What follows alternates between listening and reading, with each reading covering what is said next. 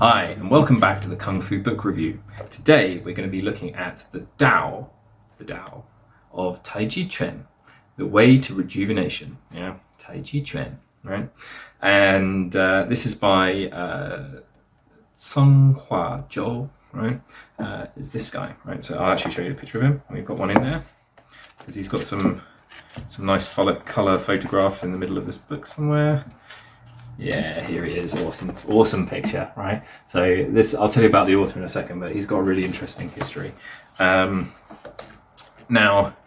this is one of those books that's, for me, picking it up, I don't know if I can recommend it in good faith because it is a weird, wacky book with some terrible, awful things in it, but also some diamonds in the rough, some real gems. Sort of hidden away in the nooks in there.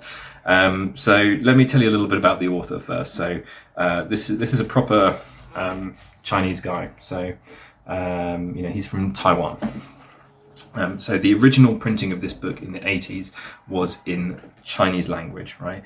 And if you've ever seen older sort of post-communist style technical books and manuals, you know that they look a bit like this, right? The formatting is awful. It just has bits of text that just they don't really connect to the next thing. It also older Chinese style technical manuals. They have this, and they'll just have points, lists of rows of points in the middle of the text. Which then aren't really expanded upon, or maybe later technical diagrams that are confusing to say the best. It's got a lot of interesting weird things in it. So because this guy, he's in Taiwan was still developing at this point. It wasn't the sort of modern techie city that it is today. And this guy's background was an engineering background, and I think trained mainlander, right? So kind of rigid, structured Chinese way of writing. And even after, I think, 1, 2, 3 editors of a Western background, it is still a difficult text to read.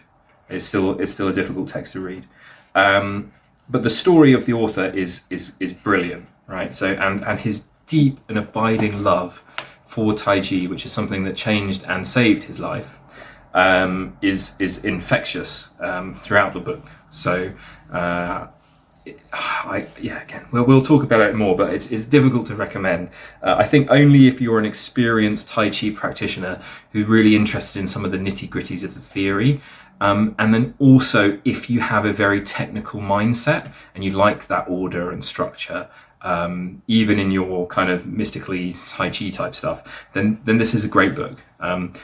If you're a beginner, I would shy away from this book, definitely. So as I said before, this is him. So, and I'm just going to read you the whole subtitle here because I think this sums up some brilliant things here. At age 47, I was diagnosed with an enlarged heart and severe stomach disorders, and with no hope of cures with traditional Western medicine. Now, after 34 years of practicing Taiji Quan, Qigong, and meditation, shown here at age 81, there he is, 81 years old, I'm healthy and ready to fight. And I love that he's got his nice side-on bow stance with 2 hands covering, like very Taiji, sort of Chen Taiji style stance. Awesome. Just great and inspiring. Like, I'll also read you one other section from the beginning of the book because, this guy's a true believer, right? He really thinks that this is something that is going to change the world if people do it. And I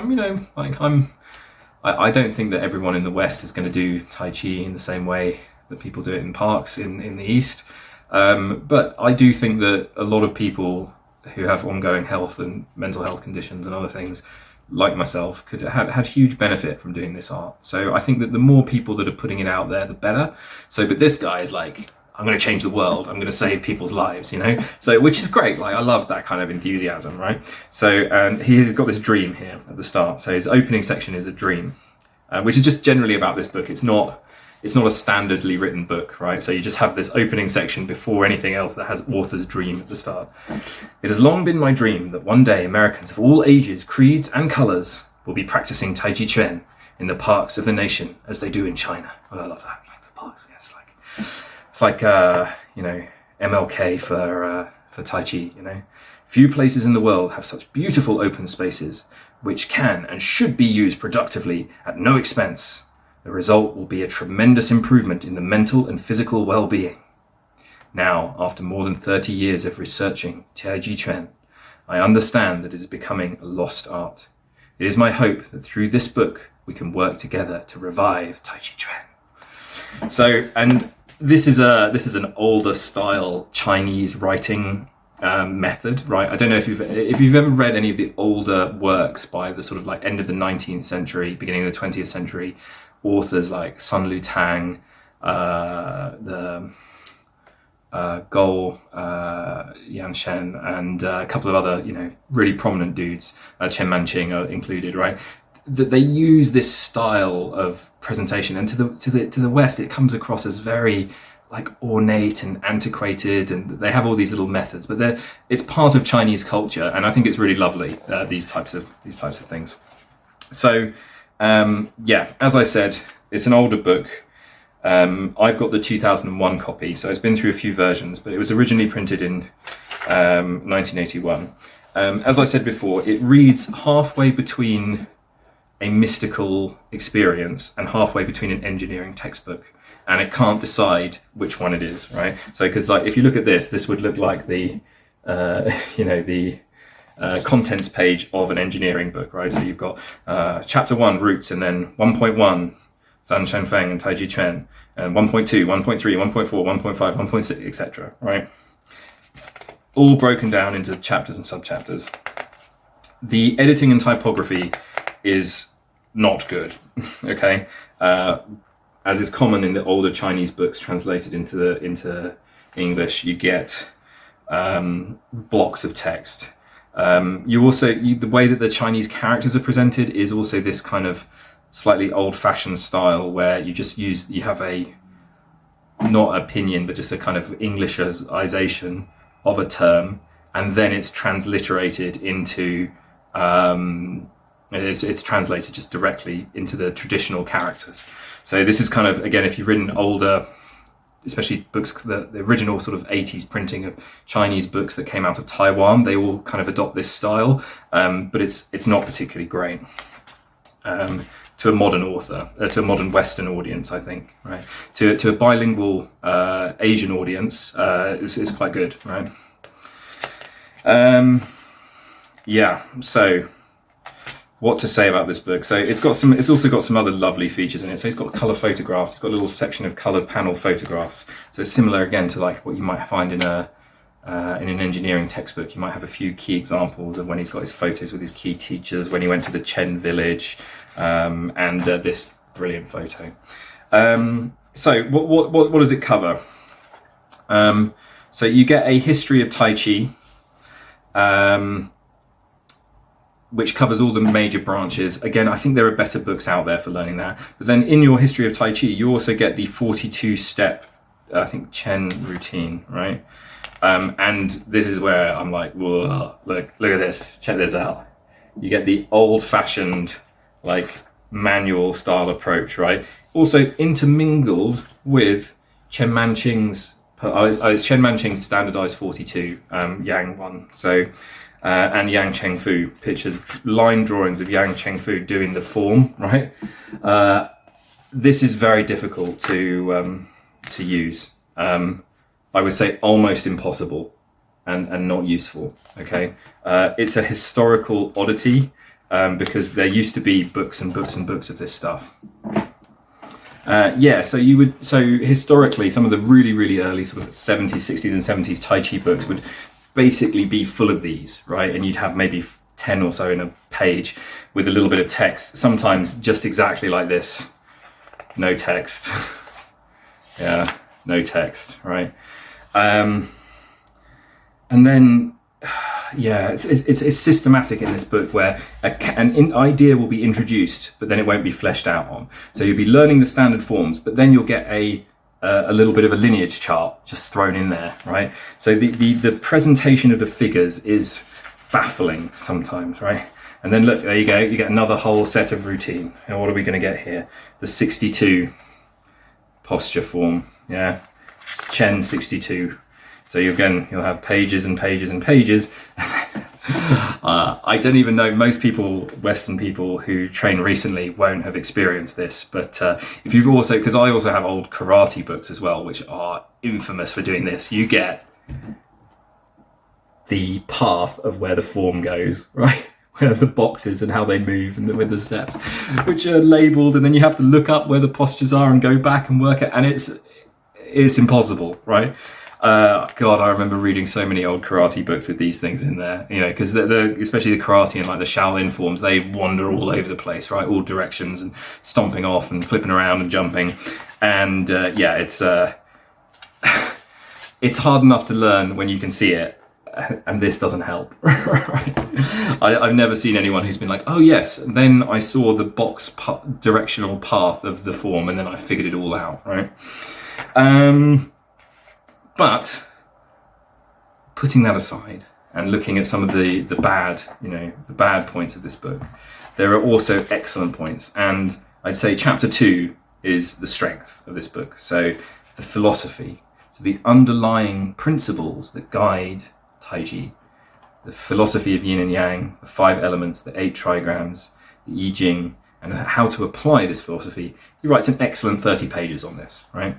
Of course, it includes a few it includes some excellent diagrams, so some really good 5 elements in English and Chinese, how those correspond to the 8 directions as well, and yin and yang theory, and the trigrams and the hexagrams, all that stuff, all the nerdy, geeky, like numerology part of Taoism. He's quite strong on, right? So because he breaks it down in sort of engineering style detail.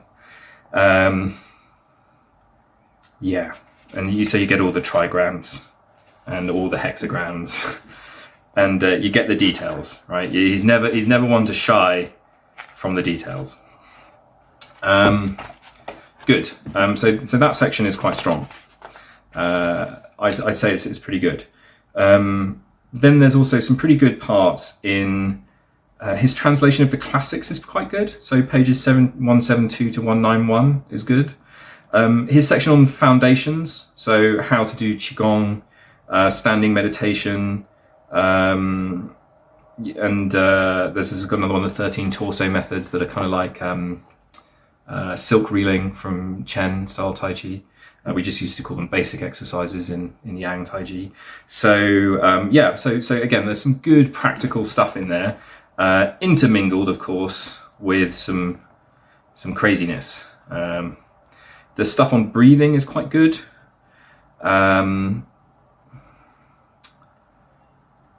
His meridian charts are difficult to read and see, because that's the other thing, because the book is quite old. The actual quality of the printing, I don't know if you can see, is quite low, so it's quite grainy. So in more complex figures, it's quite hard to see what's going on. Like I said, his translation of the classics is okay. I think there are better books out there, but he's quite a complete translation, and he breaks it down and gives you details, which I think is quite nice. But there are definitely people with better translations of the classics. His section on how Tai Chi feels, what he calls experiences, from 191 to 210 is quite strong. So how it feels to actually do the form and some of the sensations you're going to get as you're practicing. So I quite like that. And then finishes off with some stuff about push hands, and I can't remember for the life of me how that was. Yeah, difficult to learn push hands from a book, I think. And he talks about each of the key postures in push hands. So, roll back, push, squeeze, etc. Press, shoulder stroke and elbow, right? So he covers all of these key postures. That bit's okay, but then the actual, like I said, the diagrams are so weak that it's very difficult to see what's happening with two double-handed push hands in this example. So overall, I would say it's a mixed bag, right? So if you're that type of person that likes things really broken down and you're quite technically minded, might be okay for some of the sections that I mentioned. There's definitely better books out there for the history, the classics, and you're never going to learn the forms from this book. But for the theory, some of the stuff on Qigong and the theory that goes into that, I think it's definitely a useful book to have in the arsenal, especially if you're a professional. It's definitely worth checking out, or an experienced student. I'd say that would be my recommendation. This is not a book for a beginner, right? So I never give this book to a beginner, or recommend that they read it. Good. Best of luck with your training, everyone. I hope that you all are reading some good books, and your practice is going well. Please like, share, and subscribe, and I will see you all very soon.